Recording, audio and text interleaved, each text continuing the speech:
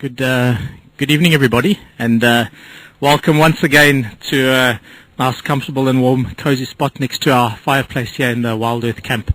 It's good to have everyone on board and everyone out here with us. It's myself, Marco, tonight, and Rexon's also here this evening. Yeah, thank you everyone to join us around the Fireside Chat. As some of you have been with me on the drive, and Marco was on on FEC. I hope more happy to join with you here around the fire. We're gonna talk more about. There's been quite a bit happening around this week, and quite a lot of activity with regards to everyone, not just out here in the bush, but all the staff here at Wild Earth and all our viewers out there as well. Some interesting the developments and some great information and help from all our viewers. But I think first, Rex, let's just get the old classic over and done with. Always when you're in a conversation, it always comes up every now and again. Yeah. How's this weather? The weather is really amazing. You know, early in the morning when we closed down, more in the eastern section, it was raining, Chitakatlan area, and we come there from Gary Waterhole. This side was a little bit drizzling. I didn't understand why. But I get the later stage during the course of the day, it was raining this side, but the other side it looked like it was not raining. So we might have this very good rain, because this is an early rain around the area. It's not normally you see like this, and the weather still, clouds are colliding, are building up. We might have a heavy rain very, very soon, I believe. Yeah, that would be much appreciated. we always need rain out over here, and a lot of the water holes are drying up very quickly. Of course, bar the one outside here above Wuyatela. But it has been strange. Yesterday it was a scorching hot day.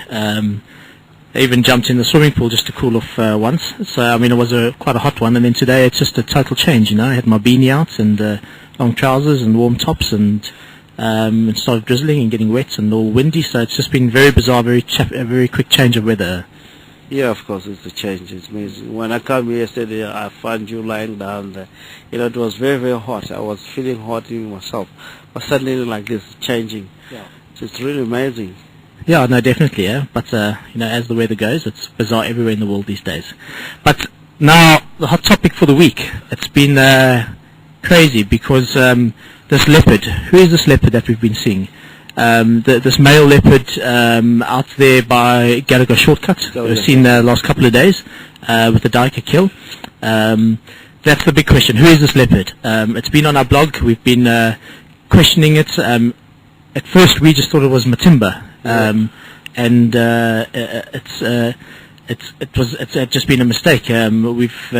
There's been a whole lot of research that's been done, and I suppose while we're talking about the research, we must say big thanks to all our viewers that were involved, and the Wild Earth Wiki team that got involved with doing all the research and comparing the spots with Matimba from photos that we had, original photos that we had, and comparing photos with this leopard that we've been seeing over here now. Yeah. And I actually remember, Rex, it was in the middle of June, there was a male leopard that Peter spotted, and a lot of the guys were calling him Matimba as well.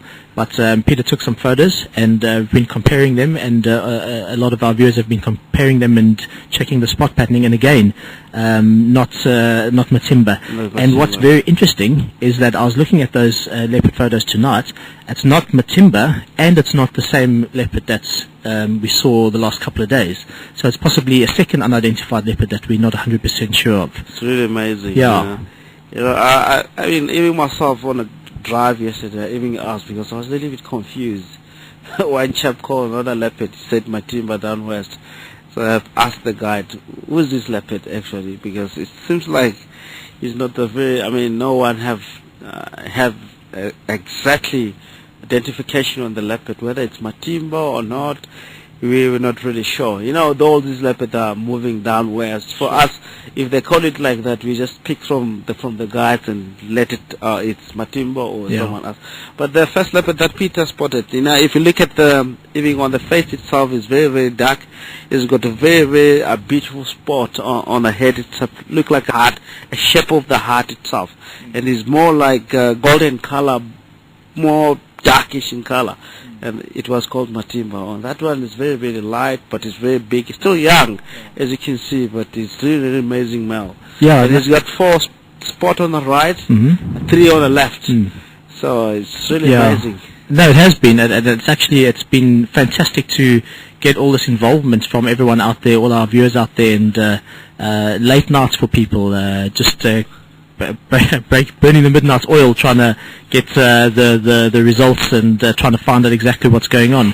And what's been interesting is, I mean, as guides and out here, you get to know the leopard in your area.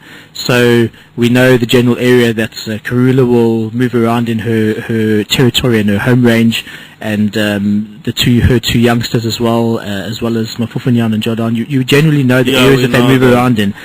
So when you get a leopard that's at first fits the features, like a young male leopard, for example, Matimba, you see another young male leopard, it's generally the first thing that pops into your mind. But we've learned. I mean, this is a new male leopard. It's been spotted around. I know that he has been spotted up in Elephant Plains, but before that spotted near Leopard Hills. So it's been moving. It's been moving a lot. Yeah, coming from Leopard Hills over down to here. Yeah.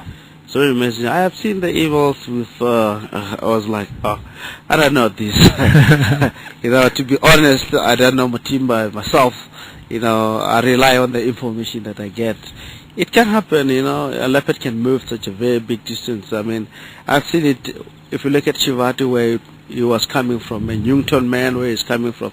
He was coming from Shaw's Gate all the way down to here. And, a leopard can move such a big distance. It's something that can happen. It's very common. Especially for a young male that's now being driven away from his mother's territory and has to go and find his own territory. I mean, there's already large males that have established territory, strong, more dominant males. So for a youngster, it can take a while and a lot of traversing to actually come across a piece of territory that he can utilize. So it's been an interesting development. With that young male, really, I like him a lot, and I've seen such a very strange behavior. He bend and they kill once, and he left, and he go, and he come back later. And I don't know. I haven't seen leopard doing that, especially on that age. It can do if leopard is mating while it's having a kill. Suddenly, hear the female leopard calling and go there and mate with the leopard, and the female leopard drive the male away from the kill. That can happen.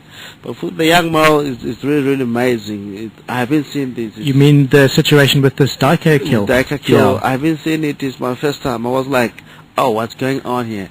And if you look at the male itself, it's such a very, very big male. He's still young, but the gene pool where it comes from is such a big male. Yeah, he is. If you can settle around here and able to mate and spread out the gene, we have a very good leopards around there. No, absolutely. It is. He is an absolutely beautiful male. But I have a good feeling that the reason he moved away from that Daika kill was heard rumor that you were feeling a little bit ill one day, and you had to take those. Well, you had chances to recover, and there's just something with Rex and Leopard. I still do not understand it. I'm sure there's something magic going on over here, because there's leopard every drive, and not the easiest animal to find. They're difficult to track, and it might seem easy when you're out with Rexon, but then you just have to watch one of my game drives and you realize it's a little bit tougher than it actually seems. So I think when they heard that you were out for the drives, all the leopards disappeared from the area, although we did get lucky and we spotted Karula, but I'm not going to claim that that was a tracking exercise. We bumped into her at down at Treehouse Dam. Yeah. Such amazing. I've seen the tracks of Karula today. She went down south from Treehouse Dam. It's been long. Every day when I go out, it's first animal that I think is a leopard. That I have to find a leopard. And sometimes I have to track. I enjoy. I like. It's the species that I like the most. It's one of the reasons that my head or my mind is always, oh, let me find a leopard. I mean, it's such an amazing and beautiful species. I like from while I was young, I get more interested in tracking leopard and find it. It's something like, if I really go outside, do drive with my full heart, and, I like to go and see leopard. I prefer leopard the most. Well, we've got a new one now, a new one in the area, and I suppose that's the excitement. I mean, this is a male that we're not sure who it is. There's been a few different names floating around, but what we need to try and establish now is his first name, the original name that was given to him, and maybe a bit of the history, his parentage, where he comes from, what line he comes from, and then just see what happens from there. I mean, it's going to take a little bit of work. However, I have no doubt that the Wild Earth team and all the Wild Earth viewers will put in a good deal of effort, and we'll do what we can from our side, and any efforts that's done from anyone else's side out there is always appreciated. So we'll have a chat with a couple of the guys out over here, and maybe chat to the neighbouring reserves and the guides, and see what we can come up with regards to history and the family tree at least. Yeah, that would be very, very good. Or, I mean, we can find a name, a very good name according to the history of that leopard. Yeah. So it will be very, very good. It will be very good.